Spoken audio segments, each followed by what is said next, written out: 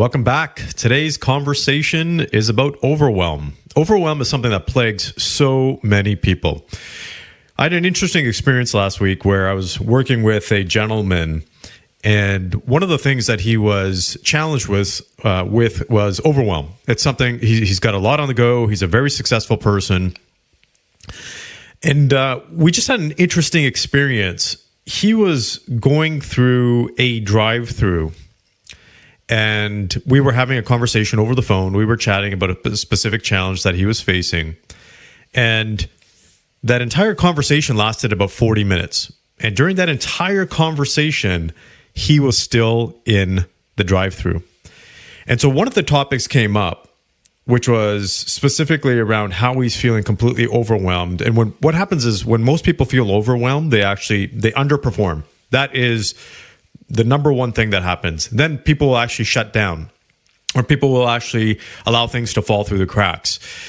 People will feel low energy. They'll feel stressed. They'll feel depressed, for example, or they might disengage life, or they feel disconnected from life. If you are struggling with any one of these types of situations, overwhelm might be something that's at the root cause. So as we were discussing, one of the things that came up was his time, and he said he just didn't have enough time. That he's got so much on the go. He's got multiple businesses, and he's trying to grow them all. And he was just challenged with time. And so one of the things that I brought to his attention, I asked him the question, well, what are you doing in the Starbucks lineup? And he said, well, he absolutely loves Starbucks, and it's an important part of his day. And I said, well, how long has it been since you've been in the drive-thru? And he said, about 40 minutes. I said, well, that's interesting. Actually, he said 30 minutes. And I said, no, actually, because I was timing it, I said, it's roughly been about 40 minutes. We're going close to 45 minutes here pretty soon.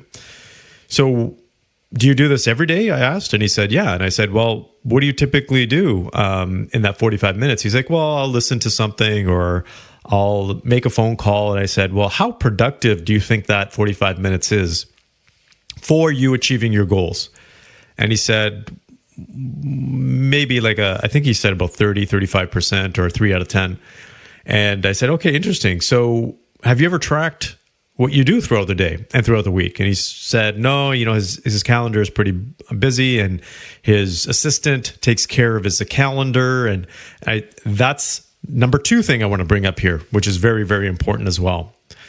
And so as we broke it down, I said that 45 minutes that you're sitting in the lineup of Starbucks could be used more effectively. So a lot of people think that idle time can be used effectively. Yes, you could be listening to an audiobook and other things, but to be extremely productive, you need to be in the state of what I call the complete zone, because a complete zone is when you're at your highest performing level. You're performing at a 10 out of 10, so you're able to get through your work a lot faster. You have the highest level of efficiency, a highest level of impact and effectiveness and productivity. So when you do more work in the complete zone, you actually have what we call a multiple effect. You get way more done. When people are in this idle zone, they don't get a lot done. So what does this all mean for you? It means that most people believe that they don't have enough time. And that's not necessarily the case. Most people's overwhelm is because they don't have an effective system. And a lot of that system has to do with their daily habits. And those daily habits aren't actually as productive, as effective as they thought they were. So that is the first thing to take a look at. Overwhelm is a state. It's a feeling of something that's not right in your life. So overwhelm is not actually a situation. It's actually a state. It's how you are responding to what's happening in your life. So the easiest way to overcome that, is you can change your state, right? And a lot of that comes with mindset change and emotional change in terms of how you perceive what you are doing throughout the day. But the most important thing that you can do is create an effective system. You've heard my podcast episodes before. I always talked about systems. A lot of people make the mistake of saying, hey, I got to take a break. And you'll see a lot of self-help gurus say, go on vacation. You got to take time out. But what ends up happening is people go on vacations, they take time out, and they come back to the same chaos, the same ineffective systems that are causing the overwhelm in the first place. So you need to address the overwhelm. Don't ignore it. You have to figure out, okay, is your system actually working effectively? Are your habits actually working for you? And a lot of the cases, I can tell you 9 out of 10 times, they are not. So you have to identify, it's not that you have too much on your plate. And let me clarify what I mean by that. The most effective people that have multiple businesses have a lot on their plate, but they know how to utilize themselves to be the most effective and productive so they can get everything done. The people that typically complain about not having enough time are the ones that don't have a system or an effective system.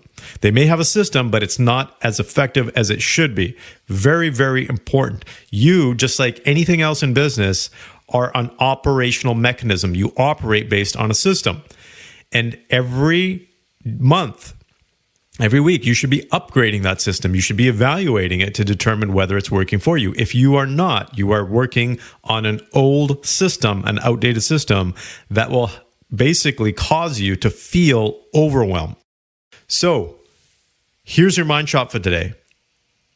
You got to take a look and track your week. That's your mind shot. You got to track your week. I want you to track every single thing that you do throughout the week. Put it down in your calendar, write it out, and I want you to write down beside each activity how effective you were, how productive you were. 10 is you were absolutely productive. You were in the zone. You were nailing it. You got great results, and you felt like you were efficient. 1 is, the complete opposite. Once you identify this, you can look back a week later, right, after 7 days, yes, on your weekends as well.